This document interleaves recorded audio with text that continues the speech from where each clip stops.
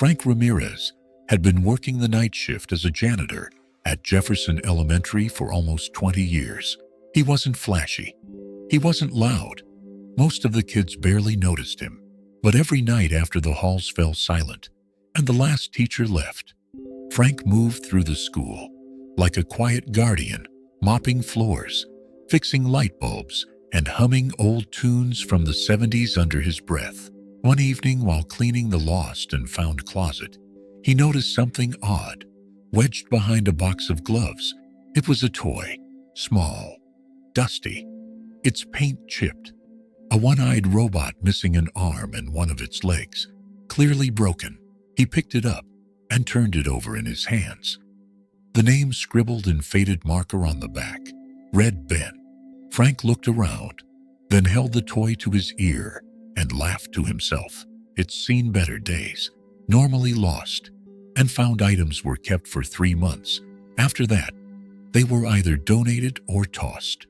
But for some reason, Frank couldn't throw this one away. There was something about it. Maybe it was the little smile painted on the robot's face. Maybe it was the way it had been wrapped in an old sock, like someone cared. Maybe Frank just saw a little of himself in something most people had forgotten. So he brought it home.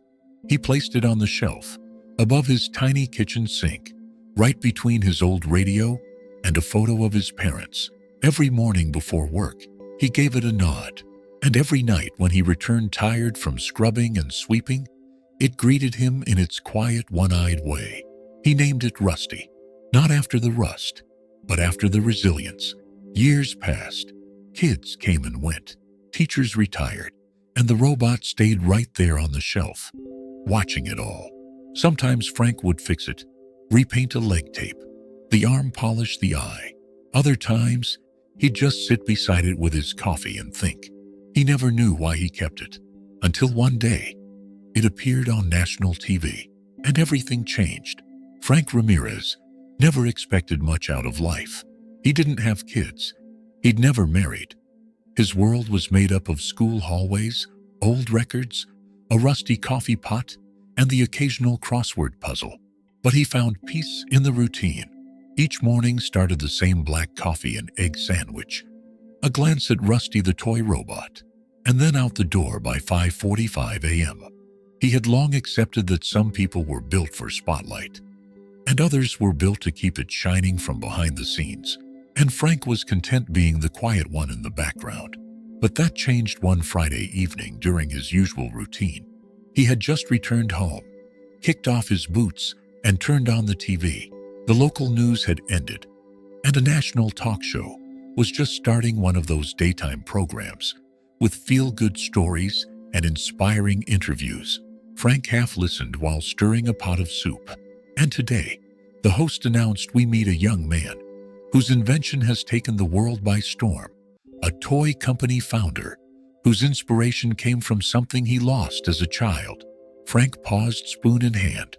Something about that sentence made him turn. On the screen was a tall, confident young man, no older than 30. Dark hair, pressed blazer, calm smile. His name appeared in bold letters at the bottom of the screen. Benjamin Cole, founder of Rust Tech Toys. Frank raised an eyebrow. Rust Tech. The host smiled. Ben, your company is now valued at over $20 million. But it all started with a broken toy you lost as a kid. Ben chuckled. Yeah, a little one-eyed robot, missing an arm and leg. I called him Rusty. He was everything to me. Frank dropped his spoon. His heart thudded in his chest. No, it couldn't be. The host leaned in. And you say you never saw it again? Ben shook his head. I lost him in elementary school. Jefferson Elementary, I think. I checked the lost and found for weeks, but it was gone. I used to dream about finding him again. Frank stumbled back into his chair, eyes wide. Jefferson Elementary. Rusty. One-eyed, missing parts. It was his Rusty, the one that had sat above his sink for nearly 2 decades. He stared at the screen in disbelief. Ben continued. That toy was more than plastic. It was my best friend. my imagination, my escape. I promised myself that if I ever made it big, I'd honor him. The host held up a prototype. And now, you've created an entire line of educational robots based on him. Ben grinned. Yep. And we just signed a deal with schools nationwide, so every kid can build their own Rusty. It's about resilience, about fixing what's broken. Frank's eyes welled up. He turned slowly toward the kitchen shelf, and there was Rusty, still perched between the radio and the photo. Same crooked smile, same faded paint, same quiet spirit. That night, Frank didn't sleep. He kept replaying the interview in his mind. Ben's voice, the story, the name Rusty. It couldn't be coincidence. Frank got up around 2 a.m. and stood in front of the shelf again. The toy stared back, with its one wide eye, like it was waiting for something. He reached for it, hands trembling. Beneath the faded paint and duct tape was that same faint writing Ben. Frank sat down at his kitchen table and pulled out an old yellow notepad. He hadn't written a letter in years, but somehow this felt important. He began slowly. Dear Mr. Ben Cole, my name is Frank Ramirez. I'm a janitor at Jefferson Elementary School, the place you mentioned on TV. About 17 years ago, I found a small broken robot toy in the lost and found. No one came back for it. I don't know why I didn't throw it away like the others, but something told me to hold on to it. I took it home, cleaned it up, named it Rusty. He's been sitting on my shelf ever since. After watching your interview, I think he might have been yours. If you'd like, he's still here. And if you want him back, I'd be happy to return him to the person he truly belongs to. Sincerely, Frank Ramirez. Frank folded the letter, carefully sealed it in an envelope, and looked up Ben Cole's toy company address. Rustech headquarters, Los Angeles, California. He mailed it the next morning before sunrise. Then he waited. Days passed. Then a week. Then 2. Frank started to wonder if the letter had even made it through. Maybe no one read handwritten mail anymore. Maybe it had been tossed aside by some intern. Maybe Ben Cole had forgotten Rusty after all. But on a quiet Thursday afternoon, while Frank was mopping the cafeteria, the front office buzzed over the intercom. Mr. Ramirez, there's someone here to see you. Frank blinked. Me. He walked down the hallway, hands still damp from his mop bucket. And they're standing in the lobby in jeans and a blazer, holding a cardboard box. Under one arm was Ben Cole, in the flesh, the TV star, the millionaire, the toy inventor. And as soon as he saw Frank, he smiled wide and said, I got your letter. Frank stood frozen in the doorway, unsure whether he should shake Ben's hand or just apologize for interrupting whatever busy CEO schedule he must have left behind. But Ben stepped forward, first hand extended, eyes shining. You're Frank Ramirez. Frank nodded. That's me. Ben smiled. I've been waiting a long time to meet you. They sat in the teacher's lounge, the hum of vending machines the only sound between them for a moment. Ben placed the cardboard box gently on the table, but didn't open it yet. Instead, he looked Frank in the eye and said, I don't even know how to thank you. Frank shook his head. You don't have to. I just kept something that felt important. I didn't even know why at the time. Ben leaned back in the chair. Rusty was more than a toy. My dad gave him to me right before he passed away. Said Rusty could protect me when he couldn't. Frank's expression softened. I carried him everywhere. Then one day, I dropped him at school. Looked everywhere for weeks. I cried more over that toy than I'd ever admit back then. Frank gave a quiet smile. He's still here. Want to meet him? Ben nodded, and Frank pulled out a paper bag he'd kept under the janitor's desk for safekeeping. From inside, he gently lifted Rusty. The paint faded even more now, but his lopsided grin still intact. Ben stared at the robot. He didn't say a word, just reached out and held it in both hands, like it was made of gold. A long silence followed. Then Ben whispered, "It's really him." Frank cleared his throat. "I tried to clean him up over the years. Patched up the arm with a twist tie, gave him a dab of glue here and there. Didn't want to change him too much." "You didn't," Ben said. "You saved him." They both looked at Rusty, like an old friend had returned home. Then Ben opened his cardboard box. Inside were two things: a limited edition model of the Rust-Tech toy, sleek, shiny, brand new, and a framed certificate. He pushed them across the table to Frank. "What's this?" Frank asked. Ben grinned.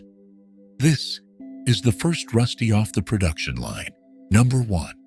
Yours." Frank laughed. "I didn't do anything special." Ben shook his head. "No, Frank. You did something most people never do. You cared. You saw value in what everyone else thought was trash. That's what changed everything." Frank blinked at the certificate. It read, "To Frank Ramirez, the original keeper of Rusty. Thank you for believing in broken things." Outside, the school bell rang. Ben looked up. "Can I ask you something?" "Sure. What if we told the story, you and me, on camera? I think the world needs to hear this." Frank hesitated. "I'm not exactly made for the spotlight." Ben smiled. "That's what makes it real." 2 weeks later, Frank stood in the middle of a bright, modern studio in Los Angeles. Cameras surrounded him. A makeup artist gently powdered his forehead, and a producer adjusted his microphone. Frank had never even flown on a plane before this. Now, here he was, about to sit down for a nationally broadcast interview with Ben Cole himself. "Just speak from the heart," Ben told him backstage. "Like you did in your letter." Frank nodded. "No script." Ben laughed. "You already lived the story. That's all that matters." When the cameras rolled, Frank sat nervously at first, but as the host asked him how he found Rusty, how long he'd kept him, and why, something shifted in Frank. His voice grew steady. He told them about that night in the closet, about how something in his gut told him this one was worth saving. He told them about the quiet mornings sipping coffee while Rusty watched over him. And when asked why he never tried to find the owner, Frank answered honestly, "I didn't know who he belonged to. But I figured if someone ever came back for him, I'd know it was meant to happen." Ben added, "And it did." 17 years later, the segment aired a week later, and it went viral. People all over the country, teachers, parents, kids, janitors, shared the story with captions like, "Not all heroes wear capes. Some carry mops. One man's trash really is another man's treasure." This story restored my faith in humanity. Frank's phone rang off the hook. The school principal called to congratulate him. The mayor's office left a message asking him to speak at an education conference. And a toy collector in New York offered to buy the original Rusty for $50,000. Frank turned him down. "He's not for sale," Frank told him. Rusty wasn't about money. He was about memory, about meaning, about care in the quiet corners of the world. Back at Jefferson Elementary, things changed too. Kids suddenly recognized Mr. Ramirez. They waved in the hallways. Teachers invited him to read books to the class. Some students even brought him little toys they found, just in case this one matters too. Frank smiled every time. And Rusty, he got his own little glass case on Frank's kitchen shelf, right next to the fancy new collector's edition that Ben gave him. The old Rusty stood tall, chipped paint, twisted arm, still a little wobbly, but loved, and that made him perfect. In the weeks that followed the viral TV interview, something unexpected began to happen. Letters, emails, even hand-drawn cards from children across the country started showing up at Frank's door and the school's main office. One letter written in crayon read, "Dear Mo Frank, my toy bunny only has one ear, but I still love her. Thank you for showing me that broken things are still special." Another came from a young teacher in Idaho. "I shared your story with my students. Now they're starting a rescue shelf in our classroom for toys, books, and things no one else wants. All thanks to you." Frank would sit every evening with a warm mug in his hand and read through them one by one, eyes misting over again and again. He never thought a dusty robot would mean this much to so many people, but it did. Even Rustech, the toy company Ben had built, felt the wave of emotion. They released a special edition of Rusty called the Found One. It had one mismatched eye, a slightly crooked smile, and came with a tiny letter folded inside the box. To whoever finds this, you are seen, you are worthy. Even when broken, you matter. It sold out within hours. Ben called Frank the night after the launch. They're calling it the most meaningful toy of the year, he said. Frank chuckled. And to think, I kept him on a shelf next to an old radio. Ben smiled. You gave him a second life. And in doing that, you gave me one too. Soon after, Ben invited Frank to tour schools across the country with him. Not as a janitor, but as a guest speaker, a storyteller. At first, Frank was hesitant. I don't belong on a stage, Ben. But Ben disagreed. You belong exactly where people can hear what kindness looks like. So Frank said yes. They visited elementary school, community centers, even libraries. Frank would step up to the microphone, always a little shaky at first. But then he'd hold up the old Rusty and say, most people thought this little guy was trash. But someone once told me sometimes the things we save end up saving us. And the room would fall silent. Then applause, then hugs. It was a chilly evening in November when Frank received a letter he never expected. It came in a gold-trimmed envelope, marked with a seal from the National Toy History Museum. Inside, a formal invitation. You, Mr. Frank Ramirez, are being honored at this year's Legacy of Play Gala for your role in preserving a piece of childhood history and inspiring a global movement of compassion. Frank blinked at the paper. He mumbled like the letter had made a mistake, but it hadn't. The night of the gala, Frank wore his best suit, one his co-workers had pooled together to buy for him. Ben met him at the hotel entrance, beaming. You ready? He asked. Frank smiled nervously. Not really, but I'm here. As they walked through the grand ballroom, people stood and clapped. Dozens of attendees, many with rusty pins on their jackets or holding the collector's edition toy in their hands, nodded in admiration. Frank had never felt so visible, so appreciated. When his name was called, Frank stepped up to the podium, hands trembling slightly. He looked out at the crowd, at teachers, students, toy designers, janitors, parents, all waiting to hear what the quiet man with the mop and the heart of gold had to say. He cleared his throat.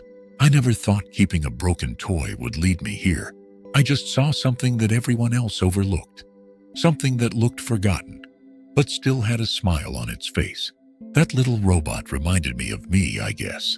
And now, I've learned something. You don't have to be perfect to be precious. You don't have to be shiny to matter. Sometimes, all it takes is one person who believes in you, even if the rest of the world has stopped looking. The room fell silent. Then a standing ovation. Frank stepped down, holding a small glass trophy, etched with Rusty's silhouette. It wasn't about fame or fortune. It was about being seen. Later that night, after all the noise had faded and the cameras had turned off, Frank sat alone on a bench outside the museum. He held Rusty gently in his lap. I think we did all right, he whispered. The city lights twinkled above. And for the first time in a long time, Frank didn't feel like a man in the background anymore. Months passed. Frank returned to his quiet home, to his well-worn routines, morning coffee, soft music, and Rusty still sitting on the shelf. But now there were postcards from all over the country pinned to his fridge, notes from kids, photos of Rusty displays in classrooms, thank you letters from janitors inspired by his story, to speak up, dream bigger, or simply be proud of who they were. He hadn't just returned a toy. He'd started a movement. One morning a package arrived. No name, no return address. Just a brown box taped neatly. Inside was a small hand-carved wooden robot, clearly made by a child. Crooked smile, one big eye. Taped to its chest was a sticky note. I was broken too, but now I'm building something. Love, Ben Jr. Frank's heart caught in his chest. Ben had a son now, and even that little boy knew what Rusty meant. At Jefferson Elementary, Frank eventually retired, but the school dedicated a new section of the library in his name, the Ramirez Room, a place for found things. There, students donated books, toys, journals, and games all once lost, now lovingly displayed. Every item had a tag: seen, saved, shared. And on a little pedestal near the window sat the original Rusty, still lopsided, still smiling. Years later, when people told the story of Rustech, they always started with Ben Cole. But when Ben himself was asked in an interview about the real inspiration behind it all, he simply said, "It wasn't me. It was a man who saw value in something the world threw away. A janitor with more heart than anyone I've ever met. He didn't just save a toy. He saved the idea that kindness matters." And Frank, he spent his golden years walking through parks, answering letters, and sometimes stopping by the school just to say hello. People still thanked him, but he always answered the same way. "I didn't do anything special. I just picked up something someone else dropped, and I never let go." If this story touched your heart, let us know in the comments. Hit that subscribe button for more true, beautiful stories about unexpected kindness. And remember, sometimes the smallest gestures echo the loudest. We'll see you in the next story, right here on Life Plot Twist.